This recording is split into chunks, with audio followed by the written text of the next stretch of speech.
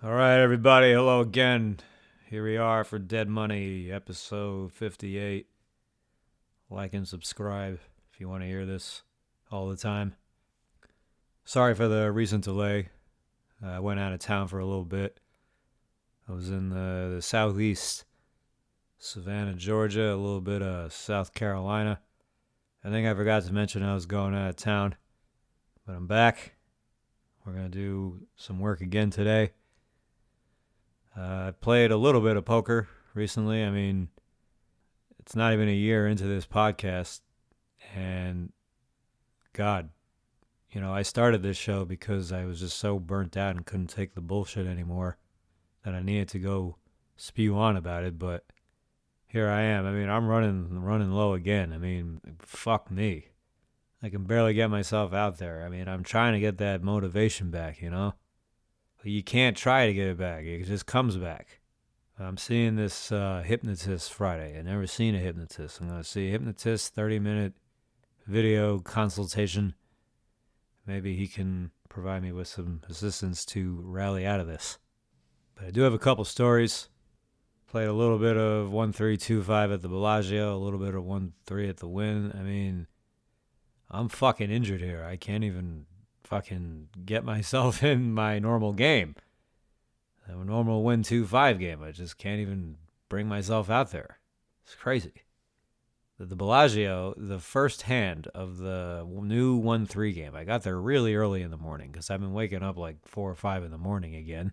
The first hand, we got $300 stacks. I opened 12 of queens, small blind 3-bets to, I think, 40. Folds back to me. He's breathing kind of wide-eyed and hard, and I just didn't know what to do here. I mean, I ended up jamming, and within a few seconds, he sighs and calls. He's like, all right, let's go. I have a bad feeling he says he has kings, and he holds. Ace high flop, too. I might have been able to turn this hand into a bluff had I just called, but I never really considered calling it. Most of the time, I do just call when I'm when I'm in position with queens and I've been 3-bet by one of the blinds. But we're only 100 big blinds, and I just decided maybe the guy will overvalue a hand. Maybe he'll do something crazy. I mean, maybe he'll fold ace king. That'd be great. So I just gave it a shot. Maybe he's some madman. I mean, it's an unusual situation, and maybe I looked a little bit too much into it, thinking about the fact that it's the first hand, because there's almost no, maybe there's no way he calls with tens or jacks or something, but who knows? Whatever. I got kings a short while after that in a shallow pot, and I was able to go multi-way, check raise all in, and double. So I'm swinging at the 1-3 Bellagio game. And then 2-5 open. Went over there. I didn't stay very long. One guy pretty much stole the show there because what goes on when you play against people who play in poker, they fucking cannot open their mouth without saying something stupid. It's like no matter what it is, no matter what they say, no matter what it's about, if it has anything to do with the hand, there's almost no chance it's not going to irritate you, or at least irritate me. So there's a hand where a guy opens to 15 from early position, and there's a 3-bet to $30. Now let's call the 3-better Old McDonald's. There's one cold call. I got 4s in the big blind. God, I mean, given how little 4-betting there is, even though this is a great invitation to 4-bet for the under the gun raiser, I just wagering on the fact that it probably won't happen. I'll just cold call with the 4s and hope he doesn't squeeze, which he didn't. Shock. Jack 3-5, all spades. Goes check to the original raiser, who now donks 35 into 120 into the 3-better. And Old McDonald fucking tanked. I mean, he could have raised the farm in the time he thought to act on this $35 bet. I was getting close to calling the clock. So then they go heads up, and the turn is another 3. Board pairs the bottom card. And now the donker increases his size, percentage bet. Goes 80 into 150. No, 80 into 190. So this wasn't that big of a bet either. He donked 35 into 120, and now he's going 80 into 190. And Old McDonald jams. The other guy folds, and Old McDonald shows red aces. Getting a flop of Jack 3-5, all spades, turns another 3. He goes with it, and he wins. So we understand why he wasn't happy with the flop, what he was thinking about doing. I mean, was he thinking about folding right then and there? Who knows, man? I would think probably not.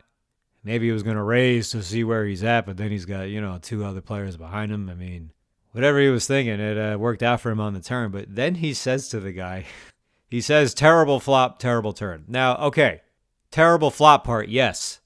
That is probably the one accurate thing this man spoke every time he opened his mouth. Terrible flop, terrible turn. That is one of the best turn cards in the deck. The board pairing the bottom card. It's not a spade. Other than you hitting an ace that isn't a spade, the ace of clubs, what card are you happier to see than a 3? You got the second, third, or fourth best card in the turn, in the deck, on the turn. Fuck. Any of those 3s. 3 3s after the ace of clubs. It's even better than a 5, because, hey, 5 is at least middle pair. People are more likely to dock middle pair than bottom pair. Maybe not in this spot, but just going by the totem pole. I mean, he gets a beautiful turn card, and then he makes an apparent good jam. I mean, the chances are the river was going to just go check, check, unless he loses, so might as well jam and end it, so that ended up being the perfect play. But he says, terrible turn. And then he says to the guy, he says, it's like, you probably had me beat anyway. So now he's like sort of needling him. I mean, he showed him aces, which is obviously the nuts in that situation if the guy is folding. And then he says, terrible flop, terrible turn, and that he probably had him beat anyway. So what that means, he has to have folded either a 3 or a flush, because you now beat all the 2 pairs, the jack 5, and the off chance that's somehow in there, you can beat that too. You think he folded a flush. I mean, the guy, it's like, I think he's just, sometimes I think people just, they get so giddy and excited when something goes right for them. They just they just fucking just don't know what to say. They just, their thoughts are so jumbled by their excitement that everything that comes out of their mouth just sounds like a fucking mud wrestling match. I mean, I'm trying to think back to the times when I first played poker and, the things that I would get excited about, because I relate to the feeling of like, holy shit, I can't believe all this fucking money I won. There was something else old McDonald did. I think it was before this ace's hand. He got into a pot with a guy where he went all in on the river and he bluffed him and he showed him. And I don't think he bluffed the guy off of a significant hand, but he did have 7 high, so good chance that was a winning bluff as far as making a better hand fold. And then a short while later, he stacks the guy. Old McDonald stacks the guy. And the guy is leaving, and old McDonald says, nice playing with you. And then he says after, he's like, I wasn't trying to be a dick. He's like, oh, we're not playing for that much money. He's like, we're not playing for $1,000. I mean, what? It's completely subjective what anybody and everybody gets to consider a lot of money, since obviously he decides $1,000. You don't think there's plenty of people who don't think $1,000 is anything significant? And he says, I wasn't trying to be a dick to him. I really meant it was nice playing with him. It's like, apparently you don't have to try to be a dick. God. And then this aces shit happens after it. I mean, look, this is the beautiful thing about poker. Everybody gets to feel like a genius. Regardless of how stupid he sounded, he felt like a genius. And we got the rodeo in town, too. So we got a lot of cowboy hats. And there's a cowboy hat on my right. An older man. He gets into a pot with a player who looked like he was thinking about trying to play good. The flop was king high. Then you got an ace on the river. I think the board had like king 10 ace on it. And rodeo hat bets. And I forget if he was in or out of position. But he bet. He got called by ace jack. Ace jack had flopped a gut shot draw Broadway. Hit a top pair and wins. And then Rodeo, who bet in this terrible spot, makes some comment. He's like, I knew it. I knew I was beat. So, of course, he bet, but not to get a fold. And then the guy who won the pot says, at least the queen didn't come, because that would have given him Broadway, would have been given Rodeo top 2. And then Rodeo says, no, I'd have folded. It's like, no, you would not have, okay? You bet in a clear spot to just check. And now you're telling us that if you had river top 2 instead, get a river that improved your hand but gives him the nuts, instead of giving him top pair and you can see the ace is out there. You don't have a hand that beats every 2 pair now. Now he's trying to act all high and mighty and all like he's got all the fucking razor reads and he's just going to check fold. He just said I would have folded.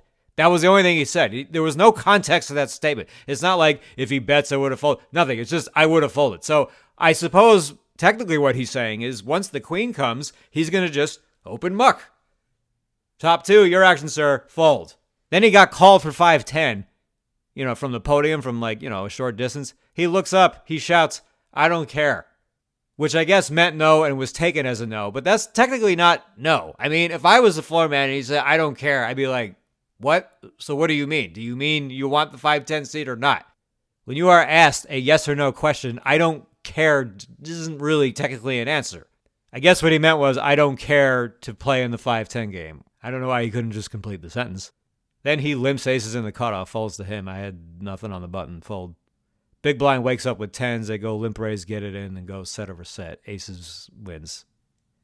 So Rodeo Cowboy, I don't even remember what I've been calling him. He's getting some money. Old McDonald started to lose, and he left with some money. I don't know how he did, but not too much happened for me, really. I was dead for most of it. Game was getting boring, so I left. I didn't stay very long. I've just been playing in these little small short bursts lately, just like whether it's a little 1-3 or Bellagio 2-5, whatever. I mean, I'm had some 2-5 win sessions lately, but God, I'm just fucked up. Poker has fucked me up. It's got me all fucked up. So then I get up one morning and go to the Win at 7:30 or 7. Yeah, start about 7 a.m. Play some 1-3. Played a relatively long 1-3 session. I was there some 3.5 hours, I think. So the first worthy hand of discussion comes up is we got a guy limps in, opens at 10. I'm next action, middle position with ace-4 diamonds, 3-bet to 35. Probably plays much better in late position because you're going to get a lot more cold calling in 1-3, and now you only got ace-4 suited. I mean, it's a hand that can, of course, cooler people a bunch of different ways, but out of position against cold callers is kind of weird no matter what you have. And then I'm met with a cold 4-bet jam from the small blind. I'm like, all right, at least I got an easy call because he didn't have that much. Only 100-something, low hundreds. Folds back to the razor, made it 10. And he says, ugh. He's got about 300, I think, 350. We know once he makes that noise, he's either folding or trapping with aces or kings, or is planning to jam, at least.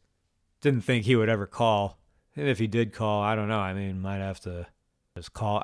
I don't know. I was wondering, do I fucking jam if he calls? I was like, I'm worried he's not going to fold if I do that. And if so, he's going to have me in bad shape. So I was just hoping he folded. He did.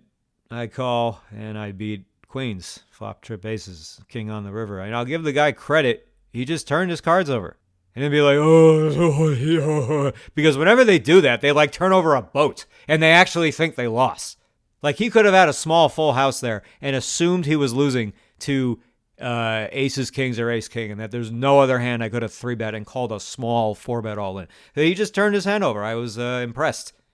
That's what impresses me now, is when someone just turns their fucking hand over. Because how fucking difficult is it to get people to do that sometimes? Even when they got the virtual notes, oh, if you got it. Oh, God, I just sound like someone who should shoot himself. So then, the next hand, and by the way, this ace-4 suited hand, I had just come from a broken game. This was my very first hand. Very first hand.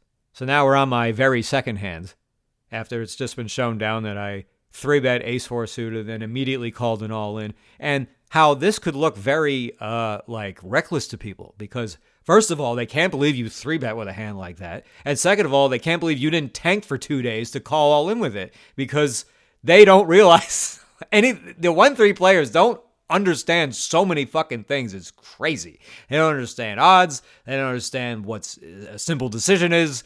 They do things that make no sense, but think it makes sense. And when they have something easy to do that makes obvious sense, they have a hard time figuring it out. But in any event, now we have an under-the-gun raise to 20 and a call from the guy who had just folded in the previous hand, who, by the way, said he had jacks. He folded jacks to, a cold 4-bet shove, but it was only $110, and he's been 3-bet by me. I mean, it's not a ideal spot, but how is it hard to get something ideal? I mean, this is a solid spot. I mean, he should have just gone all in, knocked me out of there, and then doubled the guy up. But he folded, so it worked out for him. So anyway, he flats to 20, and I got ace-king now. Ace-king off. And at 1-3, it's not like crazy unusual to see people open to these heavy big blind sizes and just not have that great of a hand. I mean, we know it could always be a big hand, but this is just some fucking white guy and gets to me, and I'm just going to tell you what happened here, and then we'll go back. I call the 20. I call. Then one of the blinds calls. We go 4 ways, close the I close the I'm in position. And the flop is, I think it was ace, queen, like 6. So we got about 80 out there. And the raiser, it goes check. The original raiser bets 35. Fold, I call. Other guy folds, so we're heads up. Turns like the 7 of diamonds. There's 2 diamonds now. I don't have any diamonds. He bet 60 into 150, and I got ace king on ace queen 6-4 or something like that. I just call. Backdoor flush comes in as a 7. He bets 105 into 270, and I just call, and I just beat ace jack offsuit. Now look, I've been playing poker for many years and have made a lot of really bad decisions in a lot of pots that have had a lot of money in them. This, I think, is the worst hand I've ever played. It doesn't matter how much money was at stake. I mean, no wonder I can't play fucking anything right now. And no wonder I'm like barely bringing myself out to 1-3. Look at this. I look like a fucking has-been. This is pathetic. This is unacceptable. This is, I mean, I just cannot believe it broke my heart to realize that I'm capable of playing a hand this poorly at this level. No wonder I fucking dropped down. No, I mean, not dropped down. No wonder I'm fucking here because I can't even fucking do anything. Let's just go over this again. I was starting to say, people, they open sometimes with just, not great hands to a really big size. Maybe that's what he's doing. And I just showed the 3-bet with the ace-4 suited. Everybody, and 1-3 especially, these players will get very caught up in making huge conclusions. That's another huge mistake they make. Less so at 2-5. Like, they draw rash conclusions. Oh, he 3-bet ace suited. Oh, he's a maniac. I mean, this... If there's ever a time to have an easy 3-bet and to go extra big, this could be it. I mean, I'm just going to say just go for 80 and, just do standard 3-bet the pot size and then just play. The guy's got about $600, which is about what I have, so we're 200 big blinds deep, so we're fairly deep. SPR would already be relatively low, though, if, say, I just go heads up with him. But I'm, like, nervous he's going to 4-bet me, and it's like, just deal with it if he fucking 4-bets you. He's probably not going to do that. I mean, this is the easiest 3-bet in the world. It's 1-3 for crying out loud. But all right, here we go. Flop. Ace, queen, 5 or 6. He bets 35. He bets under half pot. You think he's going to bet less than half the pot with a hand that can beat ace, king? If he's got ace, queen, you don't think he's going to start going heavier like, oh, someone's got an ace. They're going to fucking play a huge pot with me. Or just at least get action from the gut shots. You don't think he's going to do that? You think he's going to just bet under half pot? I mean, this is an easy automatic flop raise. It's 1-3. You can get called by so many worse hands here. This is an easy raise to 100, 115. And he probably calls. But all right, didn't do that. Didn't do anything aggressive in this hand. Misplayed the shit out of every street. Atrociously. Unacceptably, inexplicably. This was a brain cramp. We got a turn now of 7. Ace, queen, 6, 7. Now he bets 60, and there's now a flush draw is materializing. He bets 60 into 150. And you still don't think for sure you have an easy raise. This is an easy raise to 150, 200. Easy. And is he folding? No, probably not. So I could have still made this terrible flat pre, still made this terrible flat on the flop, and still set myself up to stack the guy by raising him here. But no, I didn't do that either.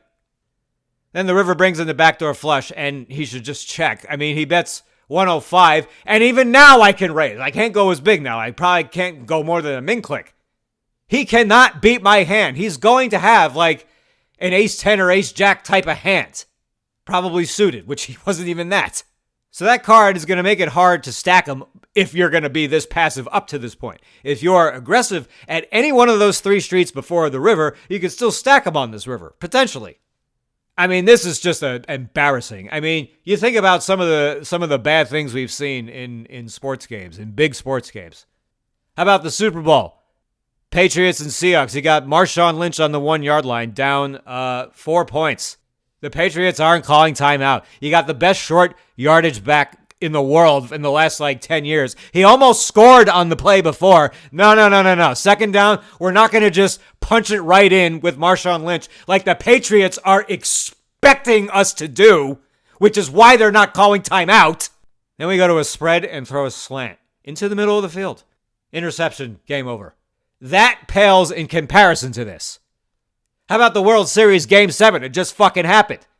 Isaiah Kiner-Falefa, IKF on third base. He's carrying the winning run in the bottom of the 9th inning. It is a tie game. There is 1 out. He is taking but 2 steps off of third base. You got Max Muncy, the third baseman, playing at least twice the length off of that from the base. IKF can at least lead as far as Max Muncy is off the base. And they're so fucking paranoid that the Dodgers are going to pick him off. They're going to throw behind him.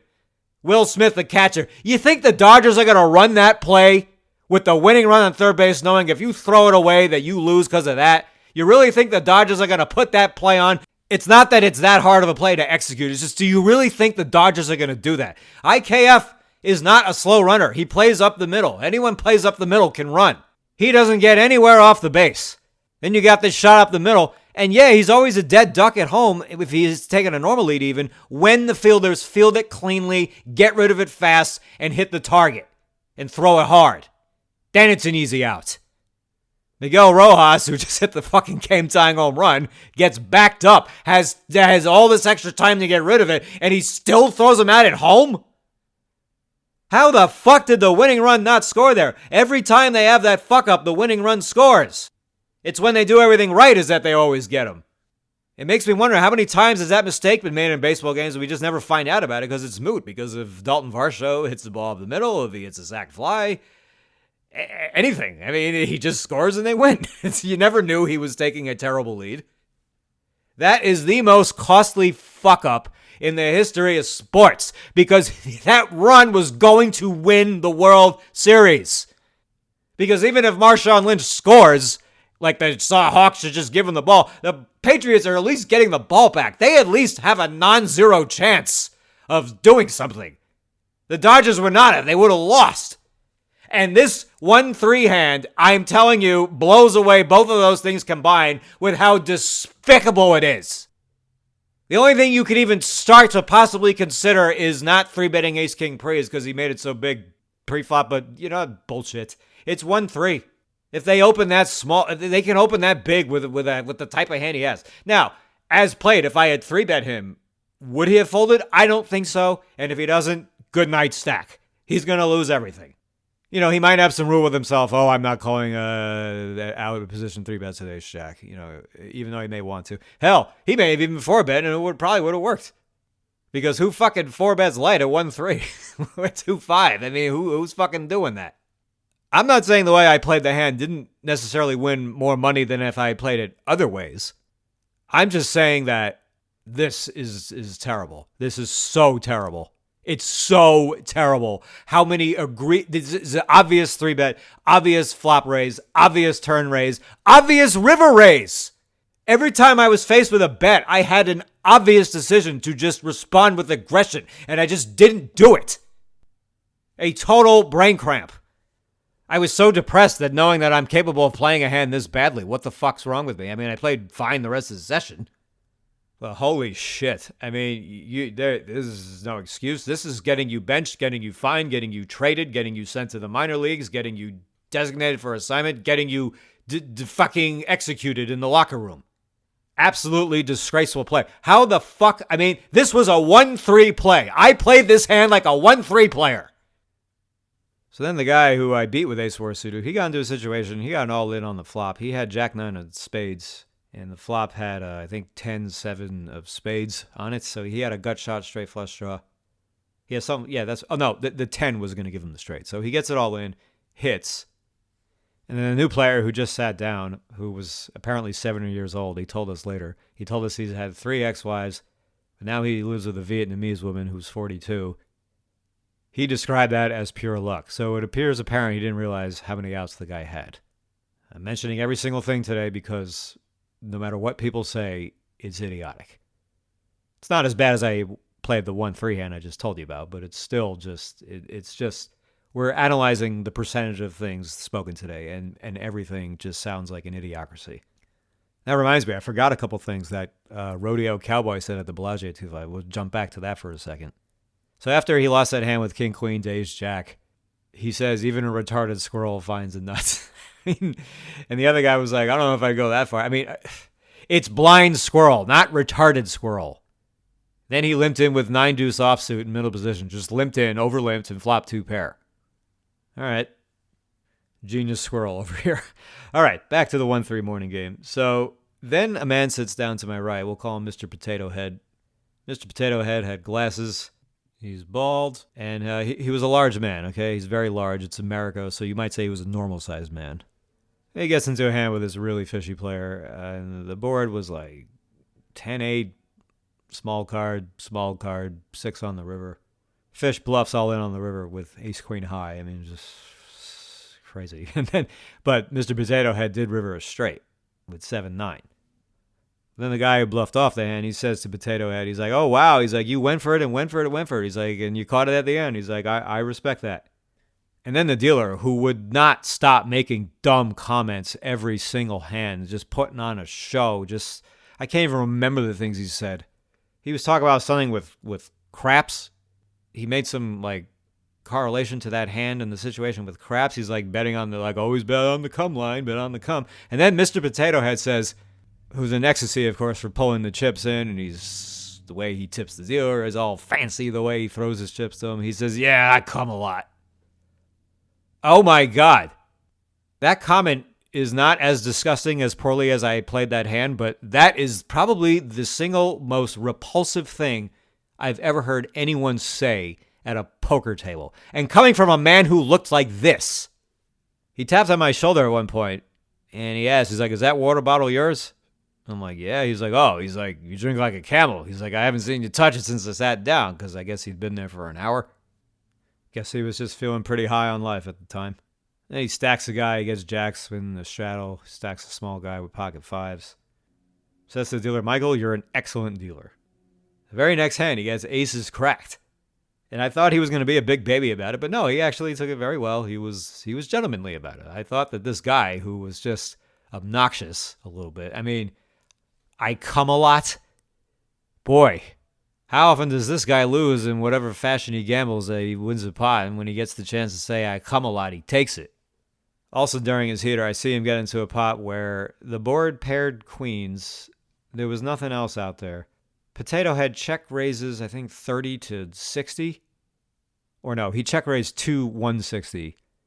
He got 4-bet to 260. He 5-bet rips and gets called. And the guy who calls shows queen 10 offsuit. Just trips with the medium kicker. And loses to Crazy River, queen 9 on the river for a boat. Potato Head hit a big card. Yeah, it was something like, queen 5-4, queen 9. Sometimes you see 1-3 players, they're playing apparently like they're trying to wait for good spots, but then they don't realize like anything. He got trip queens on the river, and he's 4-betting and calling off and all in with trip queens middle kicker. What do you think the guy's going to start over?